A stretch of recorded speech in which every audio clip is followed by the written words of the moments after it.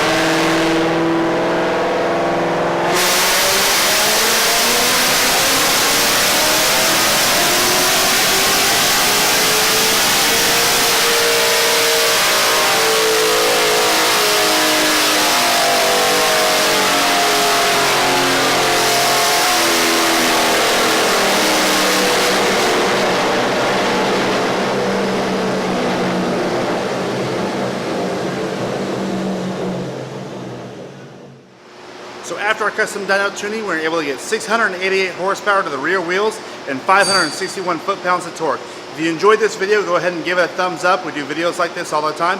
And go ahead and hit that subscribe button so you continue getting content right here at Dallas Mustang.